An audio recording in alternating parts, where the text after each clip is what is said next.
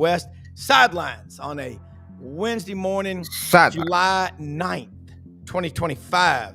All of you people keeping track of the day and the year. So, hey, Rob Browne and Brendan Martin got a great show for you today. We got one of the original ones. I like that. Stay loyal. Please share. I love that. Hey, I love it. Loyalty is a two-way street, and we will do what we can always. Stay loyal to the kingdom. That's right, to share your brand as well. Coach Max Howell, they call them the OGs these days. That's what my kids' generation calls them, the original guys.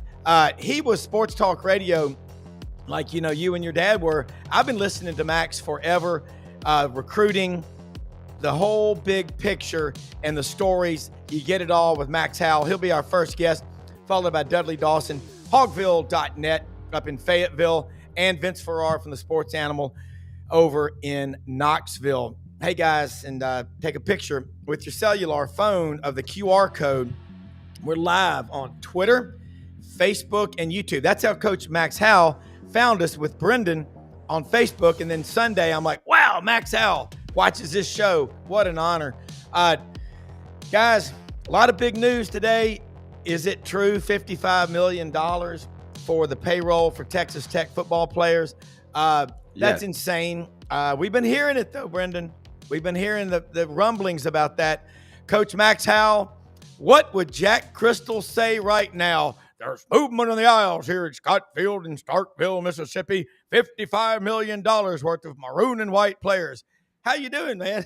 Doing great, guys. Thank you so much for the opportunity. It's been a while since I've done really live shows, but I certainly appreciate the opportunity to get a chance to jump back in the mix with you guys. Max, you don't know Mr. Howell. First of all, I've always called you Mr. Howell. I've known you forever, and one of the just a great human being, great sportscaster all the way around. We streamed a show many years ago when it was not cool to be on the internet doing shows from one of over when you were on the air, and I think it was a Gator gathering or something on the beach.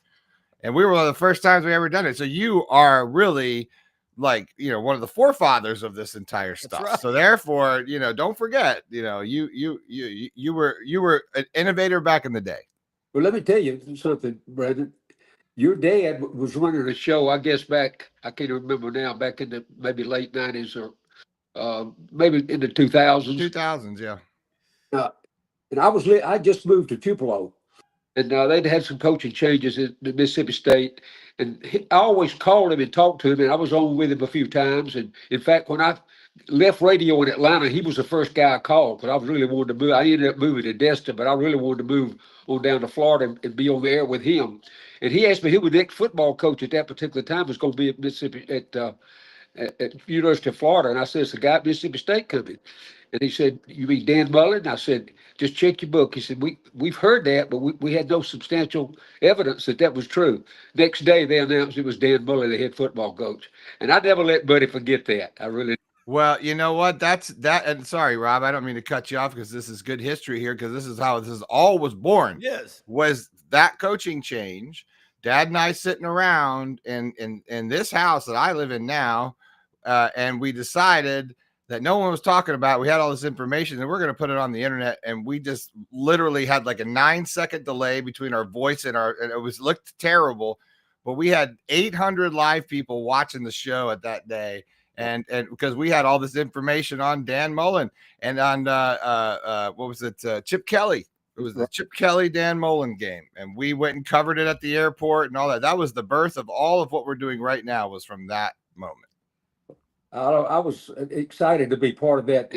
Buddy and I talked about that many times after that. But, when you've been around as long as I have and done as many things, I found myself in that position more times than probably I like to remember. But I was always fortunate to end up in a place where something you would start. After I came off the field at Ole Miss, I ended up going to Atlanta, and I was having a magazine published. I was recruiting coordinator at Ole Miss and the assistant to the athletic director at that particular time. I'd come off the field, but I had an interest in going. I was in the PhD program at Florida State in athletic administration. I thought that was going to be my in goal. But nobody was touching the junior college players.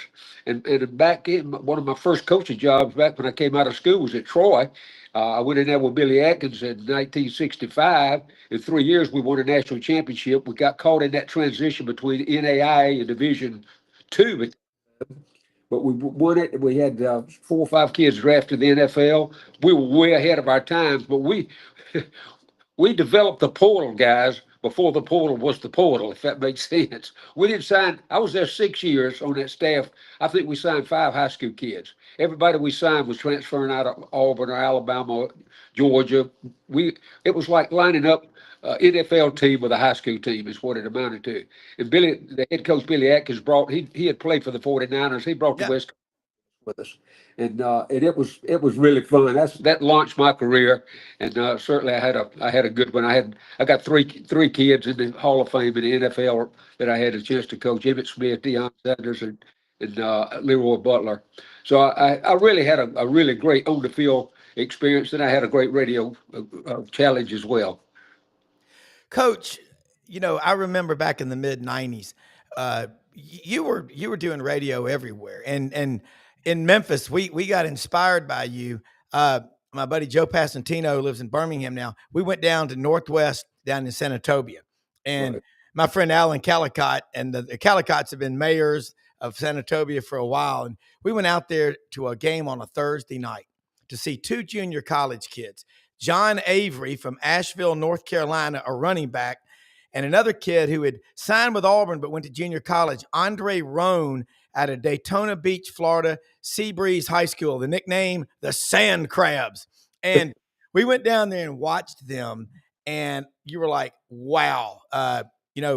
If is it, you know what? You know it when you see it. That you inspired so many people to look at the junior college kids. And, Bobby Joe Franklin, I remember being at a few parties in Memphis with him. And remember Cortez Kennedy played at Northwest. And Cortez showed up. This was a touchdown club party in Memphis. And, man, it was wild because, Mr. Young, Logan, was from Osceola, and he knew him. And Cortez passed away about 7 years ago. And you go to Wilson, Arkansas, with a nice little town there, and there's a big Cortez Kennedy Boulevard there. But you're the one that did wake people up to junior college. You were kind of like going from, 8-track to CD. It was that big a deal. And you were the pioneer that did it. Well, there was no information out there about that at a particular time. And after I left Ole Miss, and of course, we recruited junior college players when I was on the staff there. But the fact is there were so many players. And of course, in those days, the 14 junior colleges in the state of Mississippi that all played football. And other than California, that I think's got 35 or 40, not all of them participate, but the great bulk of great athletes came out of Mississippi. Now, each school could have reassigned recruiters. For example, Miami sent a bunch of kids to the junior colleges, and it was all about academics. It wasn't athletic ability. These kids could play at any level, and a lot of there was some that went from junior college straight to the NFL. They just bypassed the last 2 years because they were that good of athletes. Yeah. But around the country knew a lot about it, and that was my little niche. I was going to try to put together recruiting information and kind of biographs on these kids, any publicity whatsoever. But that ended up paying off well because I was having the magazine. I wrote it in Oxford, and I was having it published in Atlanta. And I was driving from Oxford to Atlanta twice a week just to get the book out. And one day somebody came in and said they got a new radio station, sports station, getting ready to start up. And they're looking for people to come in and audition. I walked in and sit down and talked 15 or 20 minutes, and they gave me a contract right there. I was very fortunate to get in on the ground floor with a fan in Atlanta. That was a 50,000 clear channel that went from Chattanooga to the coast, and we ended up with a nationwide. That was one of the first stations of Cumulus, which ended up before I left, ended up with over 500 radio stations across the. But it was a really trip for me, and I get a chance to go back. Buck Ballew's still there, the great quarterback at Georgia, who handed the ball off to Herschel, and when it won the championship. But there were some really great people that came through, and again, it was one of those situations I just found myself in the middle of it for whatever reason. divine intervention a lot, I think. I wasn't smart enough to figure that out ahead of time. But really ended up with a great career, both on the field at coaching and in the radio business as well. Well, you did, and I love what Kerry Jones is saying. Lives up in Lebanon, Tennessee. He's been watching this show for a long time. I remember listening to the Southern Sports Today show. I told you, my 3 kids in 4 years in diapers. My escape was my 2-car garage, which was a weight room and a hunting lodge, and I had cold beer out there when I finished, and I'd listen to you every night. Okay, he said, I remember listening to Southern Sports Today show years ago with Max Howell. Liked listening to him every afternoon, especially his daily "What's for dinner" segment. You remember that? Let me tell you something, guys. We pull that off of Hee Haw, off I of. know. I'll tell you how good it was for me. I wrote 2 cookbooks out of that. I think I sold over 1,000 cookbooks across the South based on what's for supper. And that again, it's just one of those things. Guys, you look back over your career, as long as I've been around now, there's no way you can things out. I can just, it's, and I'm still amazed at how I got to certain places at certain times, and for whatever reason, it worked out most of the time. I think there was 1 or 2 that I wish I hadn't gone to, but I did, and that's called experience. Get older. But the fact is, I really ended up with a really great career, both on the field and in the broadcast business as well. Well, Coach, you were at Escambia County High School over there in Pensacola, right near Catamount, which is where Rocky Colburn, who played at Alabama in 1979, always remember that. Coach Bryant said they were looking at film back then on another player, and Rocky on Highway 27 right there at I-10 in Catamount, Florida, kept making all these plays. You coached at Escambia County, Emmitt Smith. Everybody at Auburn thought he was coming to Auburn. He ends up going to Florida. I remember standing next to him his freshman year at Florida. They were playing at Auburn. I was standing right next to him. I was working for ESPN. I would do that in college toward the end, my 5th and 6th years. But that must have been a lot of fun. And then you got to coach Deion Sanders and Leroy Butler. I run that quickly, that scenario by you guys. I was a head coach at Gulf Breeze High School. Dwight Thomas was the head coach at Escambia. We played him during the. I'd coached against him his sophomore, junior years, and the offensive coordinator there that built a new high school, Washington High School in Pensacola, and Dwight's offensive coordinator took the head job, and Dwight called me and said, "How'd you like to come over here and run the offense for me and coach Emmitt?" I said, get the locker ready. I'm on the way next day. And I resigned at Gulf Breeze and took off. Guys, Emmitt was great. Don't get me wrong. He was the greatest high school player. We ended up that next year, we were number 1 in the country. We had, I can't tell you the number of college scouts that came by. And to answer your question about Emmitt itself, Rob, Emmitt wanted to go to Auburn. And his reason was he wanted to break Bo Jackson's rushing record. And and Larry Blakeney and Coach Dye stayed in my office, I guarantee you, half the week. I don't know when they ever coached during football season because they was in Pensacola most of the time.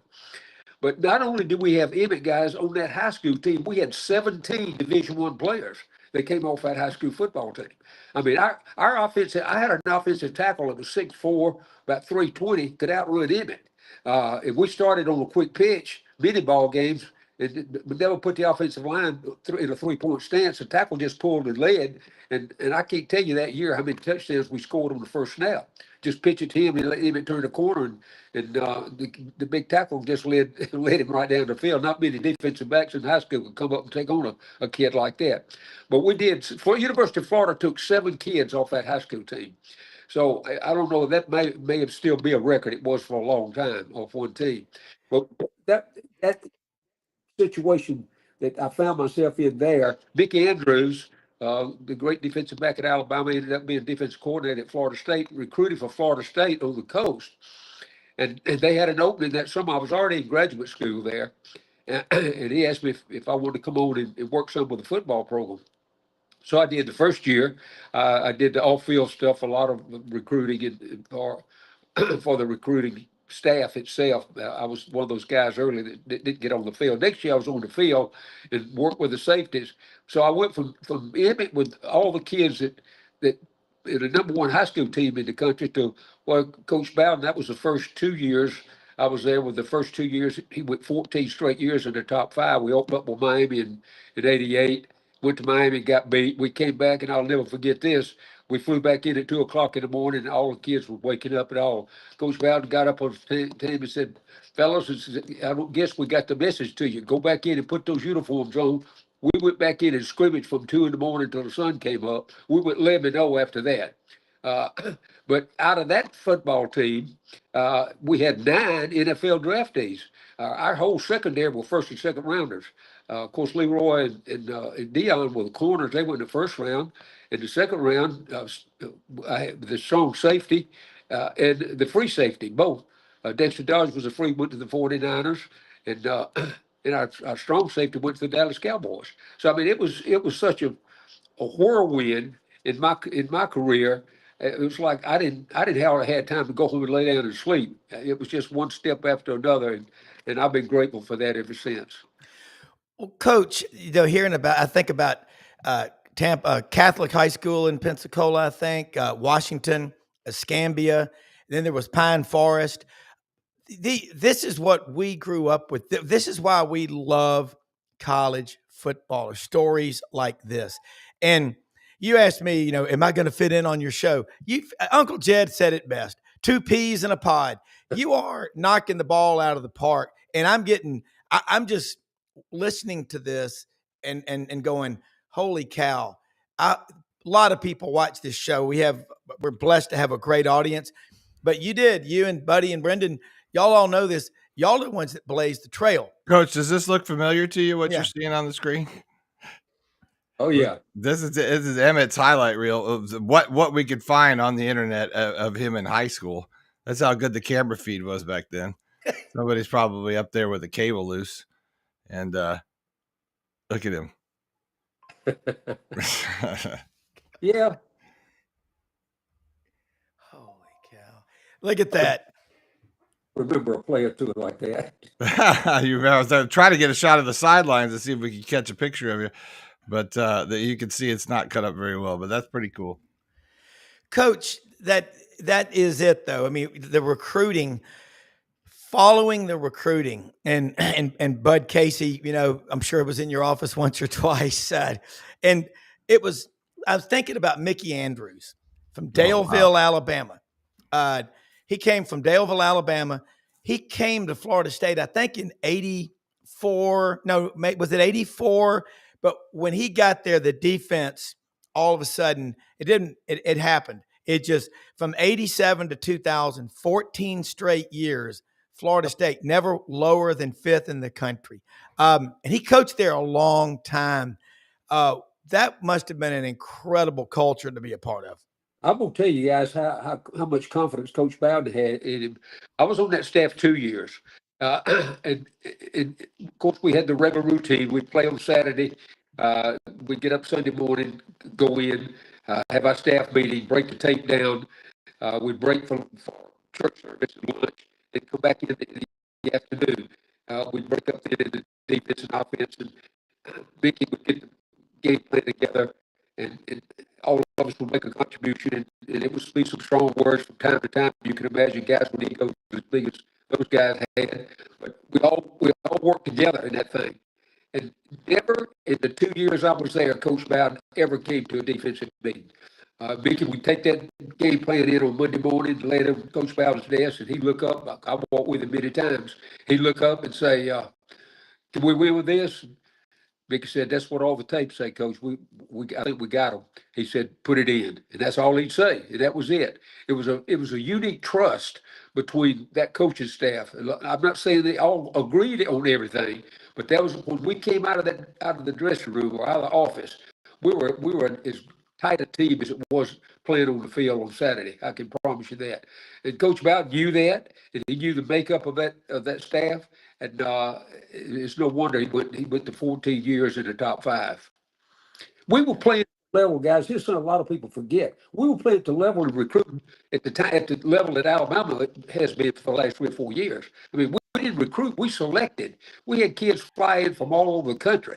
And of course, if I'd get on the phone and tell them, we're in North Florida, the beach is not far away. I had a couple of kids from California come in, and they both ended up going to the NFL. They didn't come with us and went to Southern Cal. But the first thing they wanted to know was where the beach was. Well, we put them in a car, took them to the beach, about 50 miles away, but we took them. So it was a different world in those days. But being involved in an environment like Florida State was at that particular time, a lot of people had forgotten or were not Florida State fans at that particular time. Coach Bowden had the kids playing at the level Alabama is now, and I will never forget those days. And I won't either. I mean, I trust me. I have been to Tallahassee to games. Gene Deckerhoff, that legendary golden voice, the Florida State Network. Chief Osceola comes out on Renegade with the spear at midfield, and this crowd at Doak S. Campbell Stadium rises to their feet. It's football time in Tallahassee. Then he'd go down on Sunday and call the games for Tampa Bay. Very true. Very true.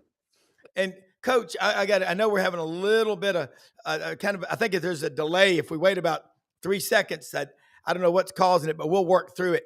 Here's a question from Dr. David Arnoff. The best doctor in L.A., Lower Alabama, the panhandle of Florida. And I like what you said a minute ago. You were looking to move to Destin, but you said, I wanted to move on into Florida. There's the big debate. Is that Lower Alabama or is that Florida? But Dr. David Arnoff, the best, internal guy, doctor in the panhandle. How does a coach learn to have confidence in his staff? Time, results, what is it specifically? Question for Coach Max Howell, one of the Mount Rushmores of sports talk radio. I can tell you, Rob, main thing, I go and model that situation with Coach Bowden.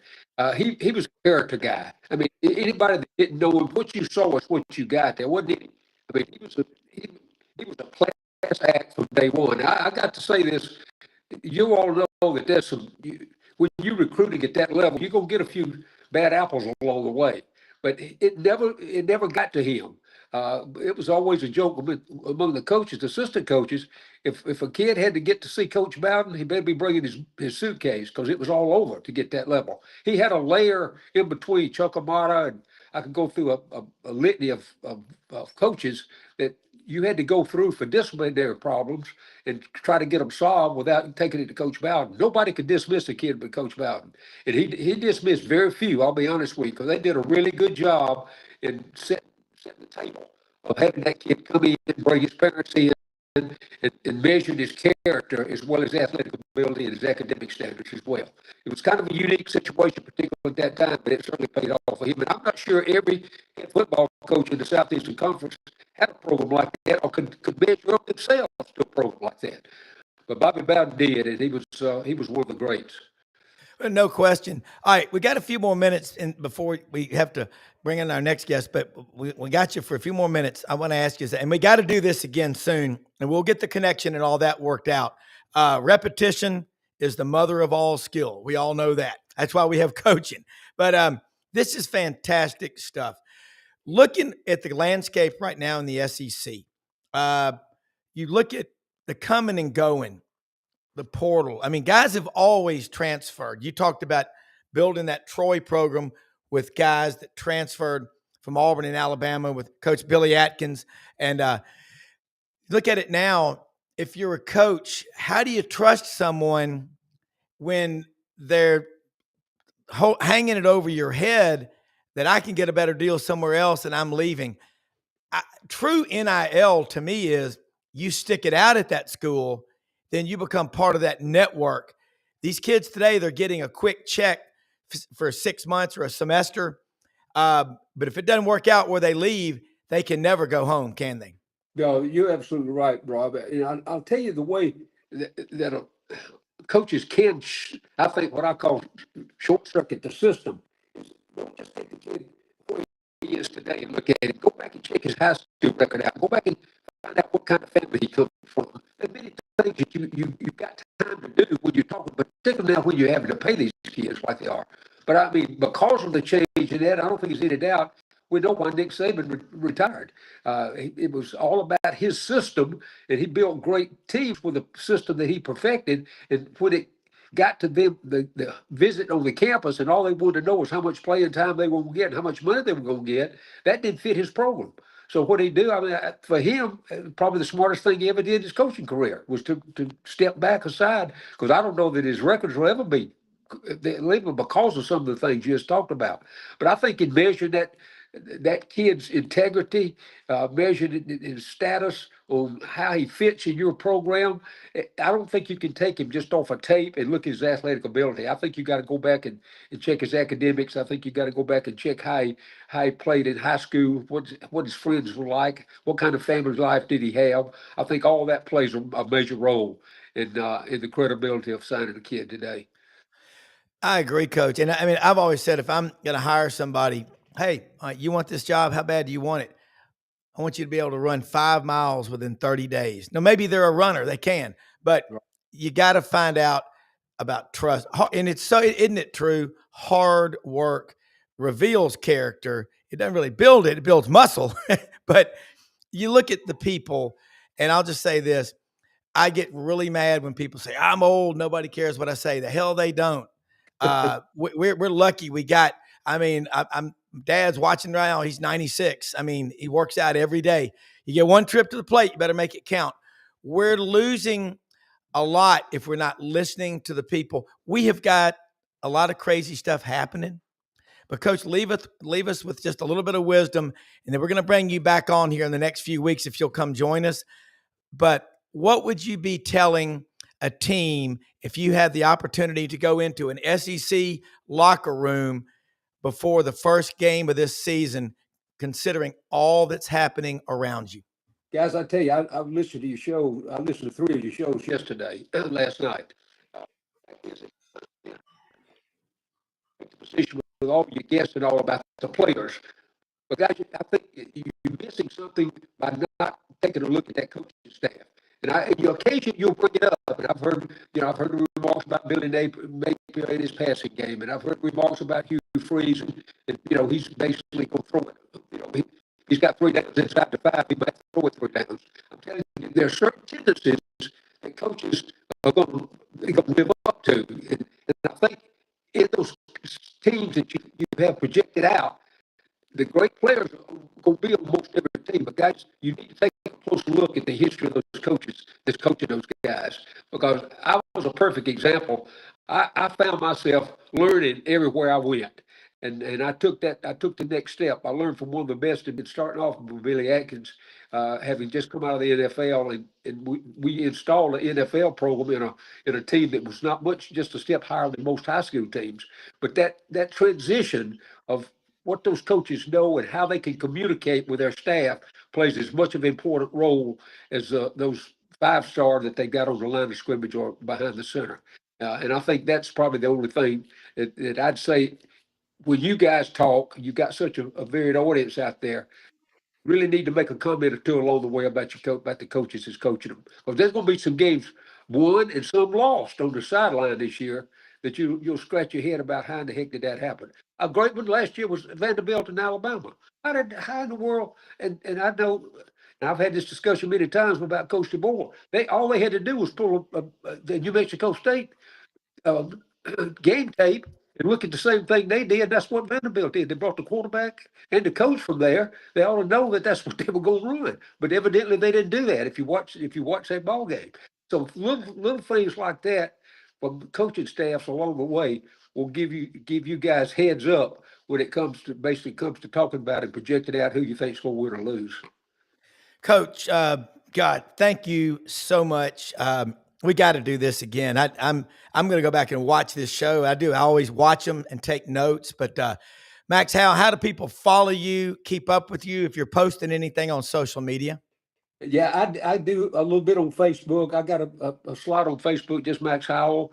And game day, I use a email address of gameday.com.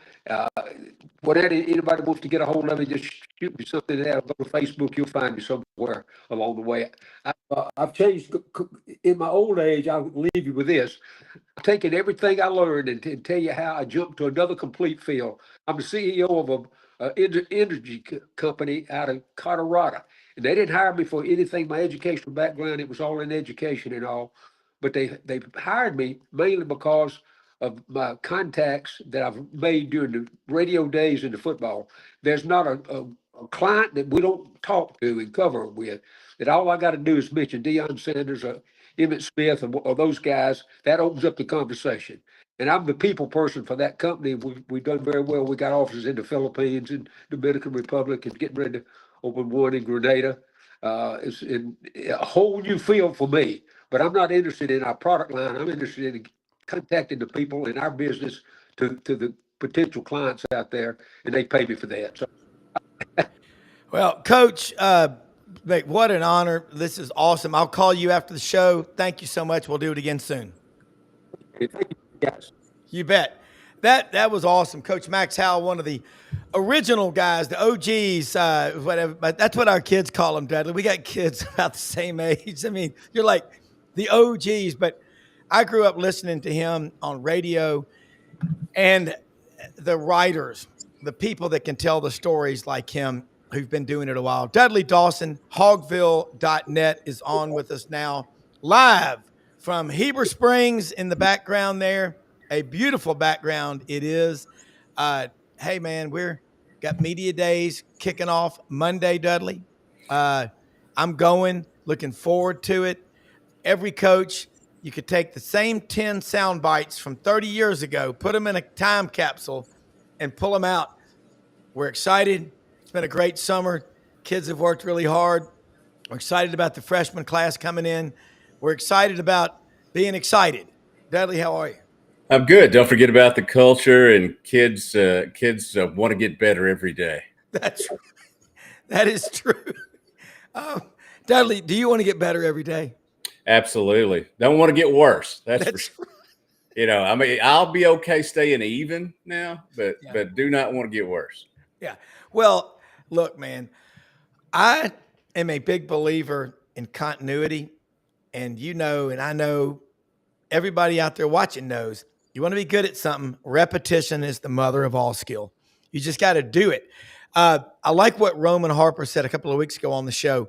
Sean Payton challenged the team when he was playing for the New Orleans Saints. He said, if you're going to do something you've never done before, you've got to do something you've never done before. Not even Jack Handy could have a thought that deep, could he? You better have a safe word. Yeah, possum grape. Possum grape. Yeah, absolutely. Mexico. I think, it is important. No matter what business you're in, what sport you're coaching, playing, whatever, it's important for that consistency. But yeah, I agree that if you don't move ahead each day, then you're falling behind because somebody's moving ahead. And it's one of these things that, especially today, when the college football and really college sports landscape is almost as much business as it is on the field stuff.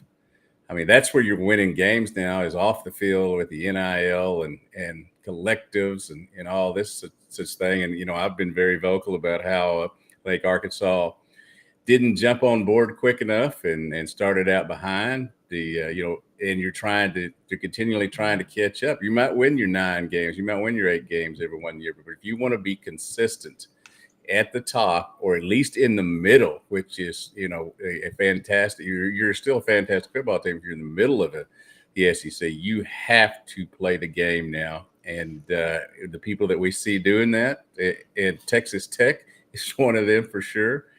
They're making headways now, and it's a business now. It's not just a sport. Dudley, have you been to Lubbock before? Oh yeah.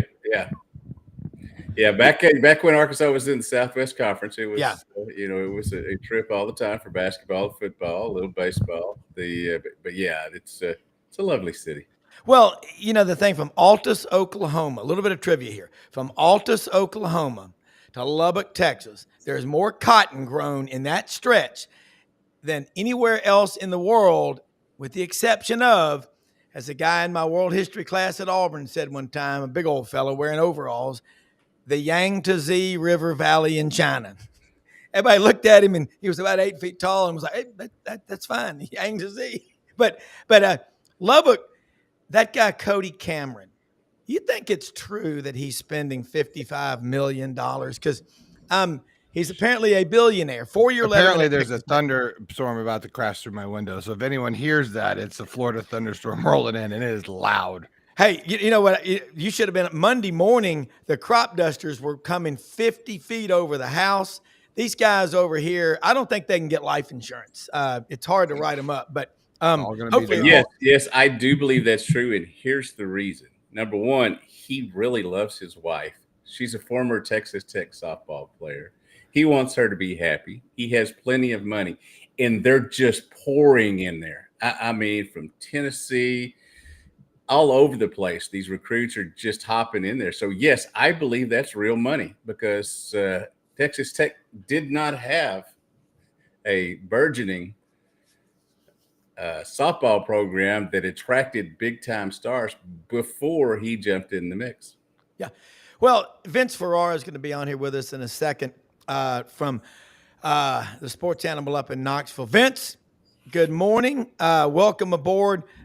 Talking a little bit about Texas Tech. By the way, Vince, you see the sign back there over my left shoulder, Vanelli's Deli right there. Yeah. Was out there to see Charles Monday to pick up a Mio More sandwich with the mortadella, the salami, the provolone cheese on the fresh baked bread. And Charles was making some cheese. He said, look, hand making it in a skillet. He said, Americans call it ricotta cheese. He goes, it's ricola. And the only way you can get it is through me.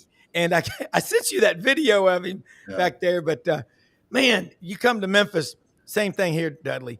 Go to Vanelli's Deli. I got the Italian meatball sandwich. It's a 107-year-old recipe. The family sausage, pork, and beef. They hand roll them for every sandwich. I get into food. I know I'm like a competitive eater or something, but I'm excited because talking all this football means getting together. And getting together, as Elvis would say, means eating. Hand me the salt shakers. Take the top off of it. How fired up are y'all for college football season? Well, I'm fired up that you just tortured me since I haven't had breakfast and been up since like 4:30 this morning. So thanks to that.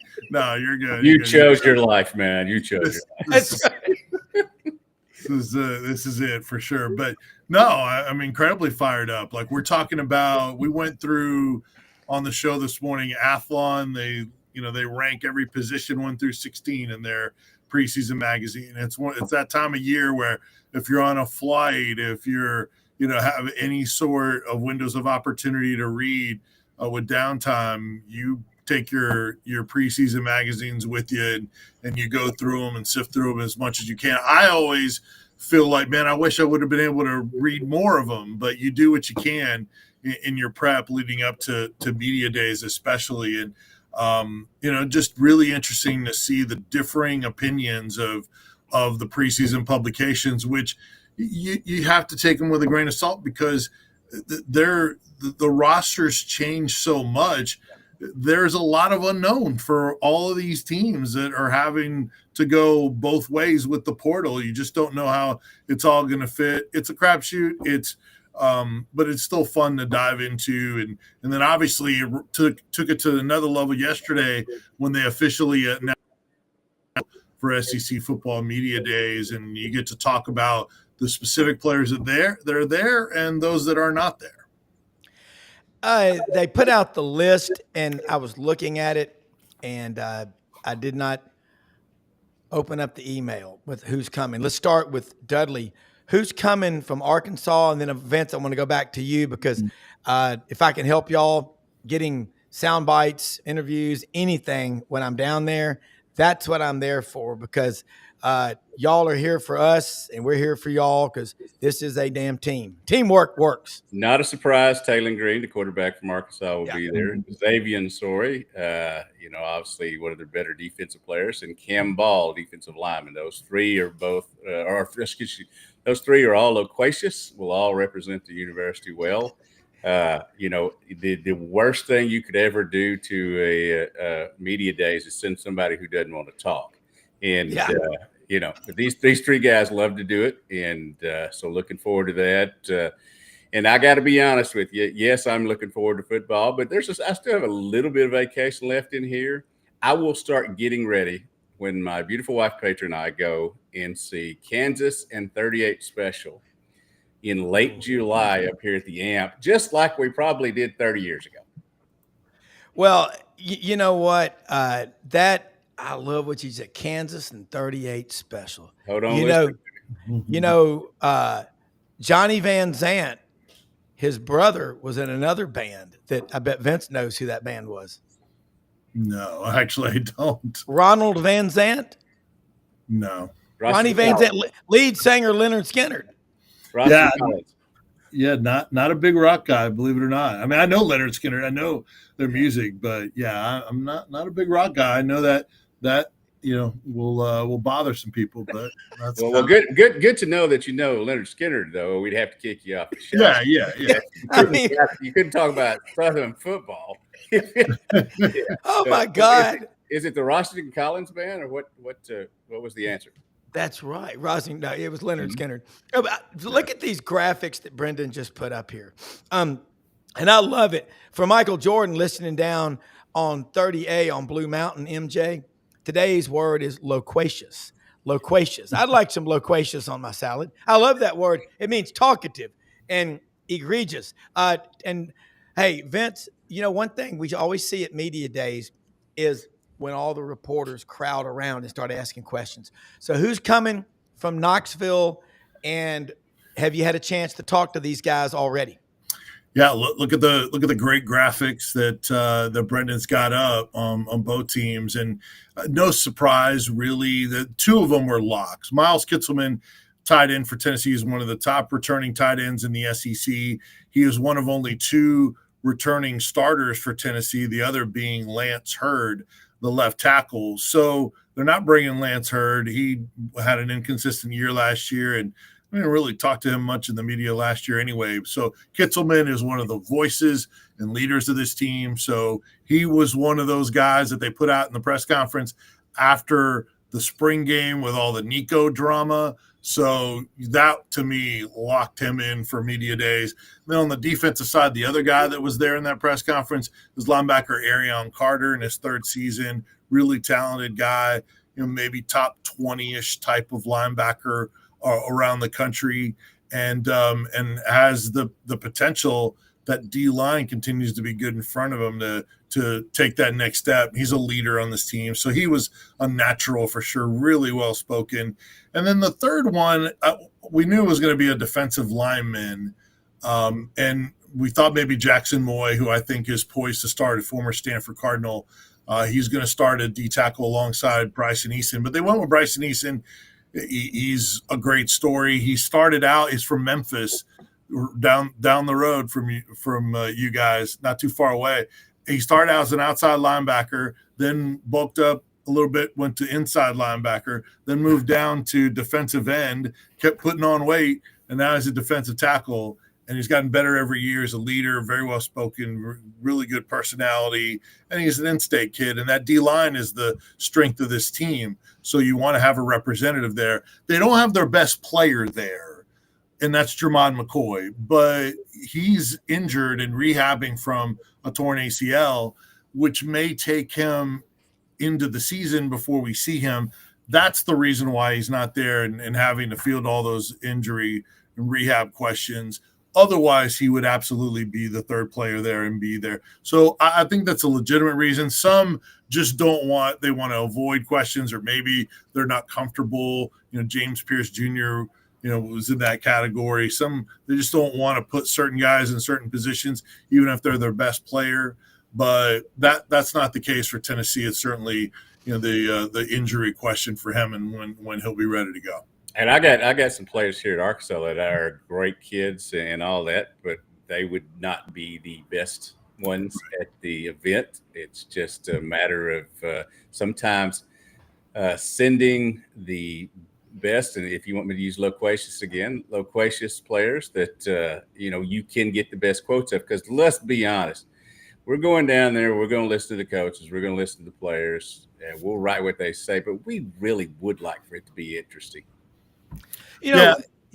No, real quick, I was just going to say the approach for some, though, is to get out of there unscathed. You'd like for them to be able to help their brands and show some personality. But I think coaches want to get through, all right, who's not going to say anything stupid that is going to get headlines? How can we get out of there unscathed?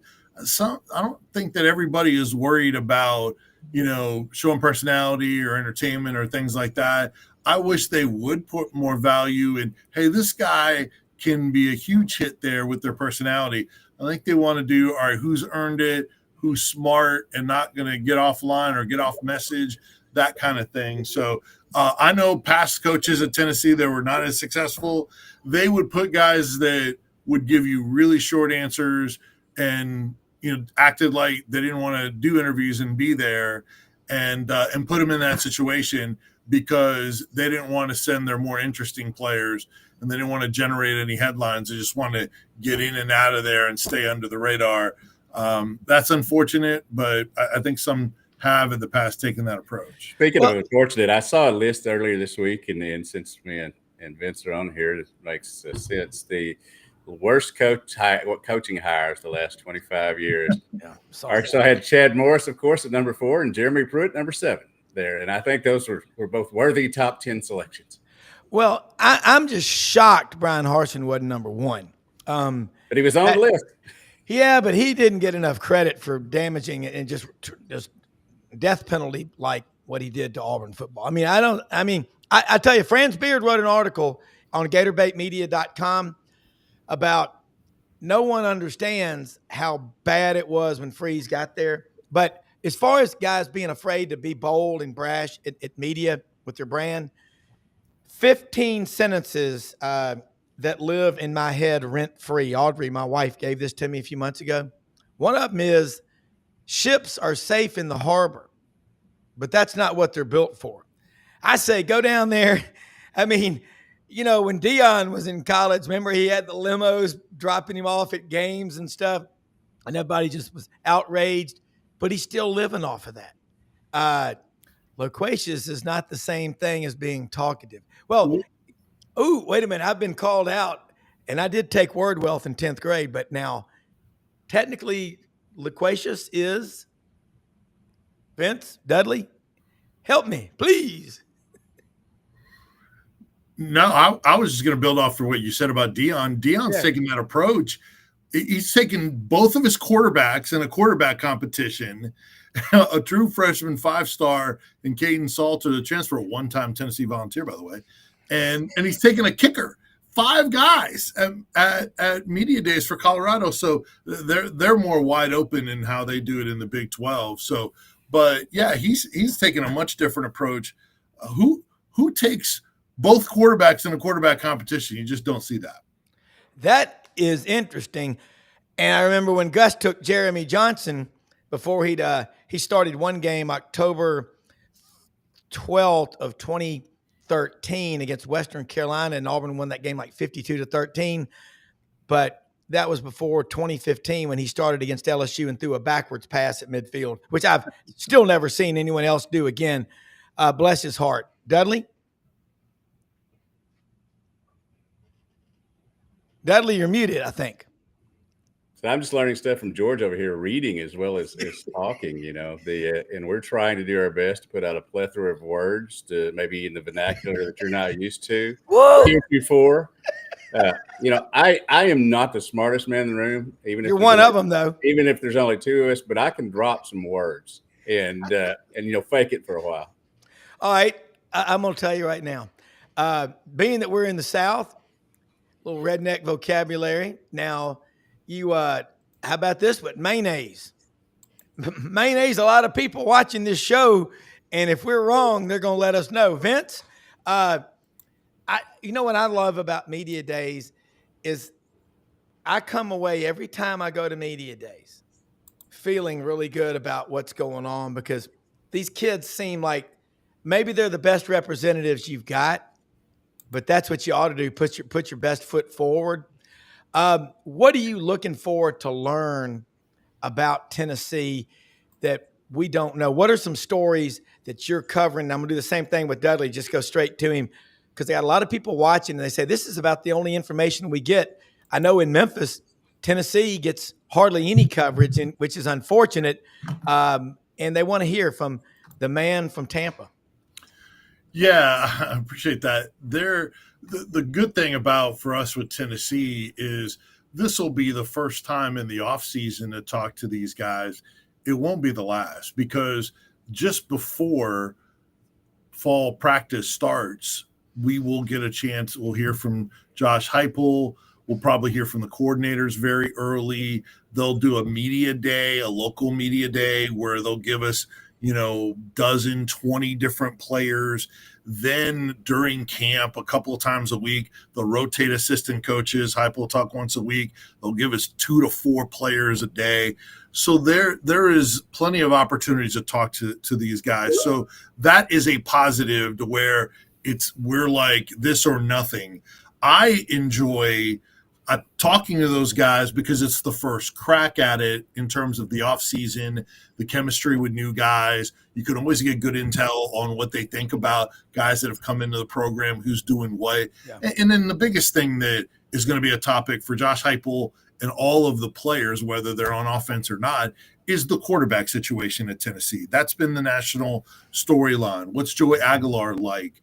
I think I talked to you guys maybe about it last week where he's going to children's hospitals. He's volunteering. He went to autograph signings and he's holding babies and high-fiving kids and just doing everything he can. So I think asking about him specifically, the quarterback position, Nico's exit, that will be the biggest storyline that Tennessee will carry when we talk to them, but then also when they're in the open rooms for everybody else to ask about him. And then one last thing is I enjoy, and we're only going to be there on Tuesday for Tennessee's day, so we won't have the opportunity to do it. I love talking to the rest of the league about Tennessee and get their perspective on them. You never know. Dudley, you know this. I think we mentioned it last year. Taylon Green and Nico Iamaleava had a relationship and a friendship and worked out in the offseason going into last year. So you find out about those connections within the league, plus with the portal guys moving team to team. So there's plenty you can learn beyond just the team that you're covering. Yeah, and I agree totally. And I think that, there's a lot of good quotes that can come out of there asking the other teams, the other players about Arkansas, because you get a lot of the same stuff from the same guys that you've seen all along. I will say that I want to know a little bit about the players and all that, and Coach Pittman will talk about that. But I think a couple of the questions that's going to be asked even more to him will regard the new general manager. That's the new thing in at least the last couple of years. The new thing in college football is having general managers who are supposed to help take some of the business stuff off of head coaches and the coaching staff. Remy Cofield, shout out to him, former Boston Celtic employee during the NBA championship, number 18. So he already had a step up with me. But we finally got to talk to him recently. He shared a lot of information, but there's so much more we'd like to know, so much more how this dynamic's going to work.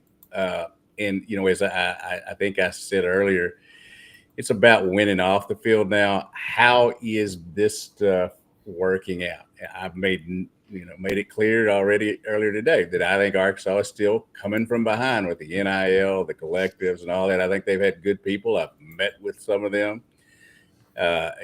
Feel good about what they're trying to do, but it's like running uphill, trying to catch up. And it's been a long time since I ran uphill, but that's a tough thing. And I really do believe that they're going to have to do something dynamic, much like Johnny Tyson did with basketball, which, by the way, basketball, we get open practice later today. So Kevin McPherson, our basketball guy, will be there to have a lot of reports from that on hogville.net. But you really are going to have to do something like you've done in baseball, like you've done in basketball, to get football rolling. And 6-7 wins is not rolling. Yeah. Look, we got just a few minutes left. I'll say both of y'all. Vince, I love that. I want to go there and find out what other people are saying about Tennessee. And Dudley, both of y'all.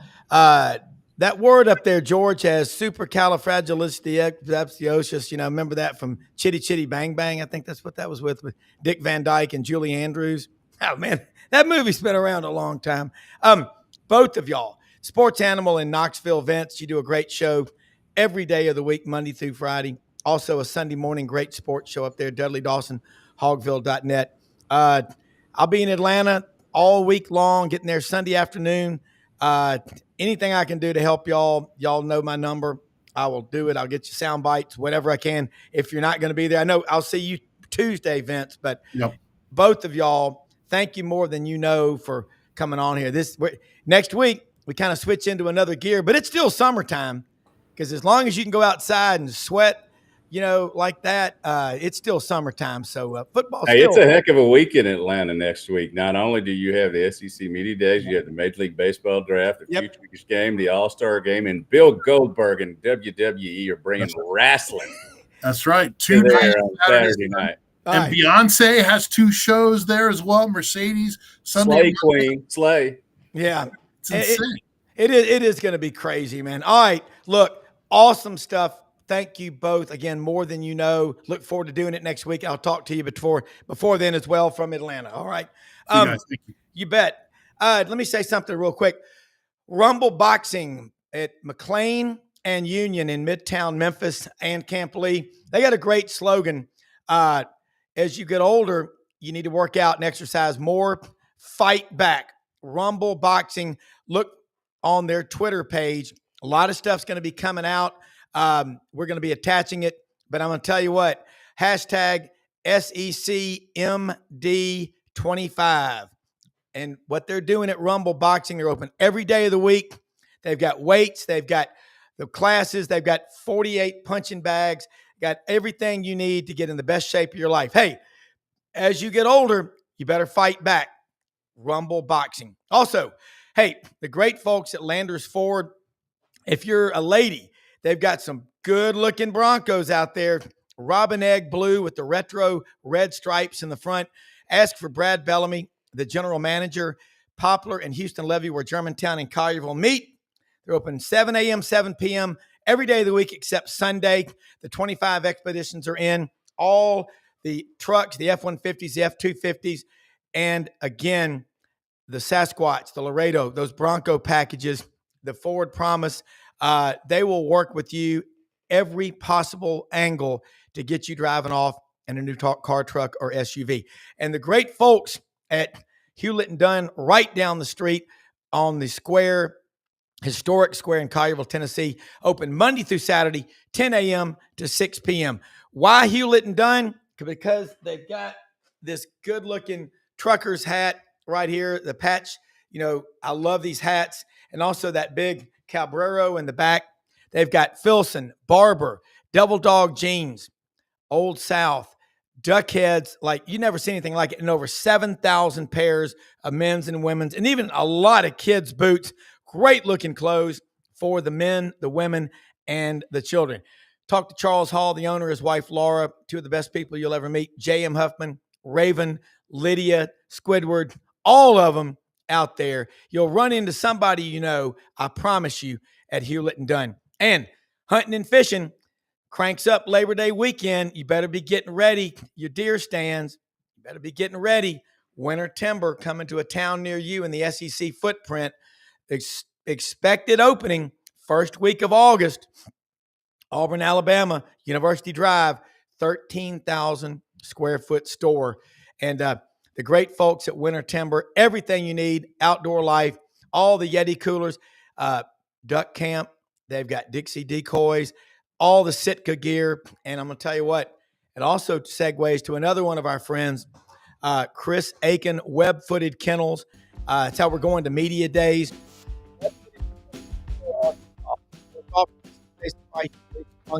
And bless people in the world. Gaddis Home Innovation. You want to build a man cave? Call Gaddis Home Innovation.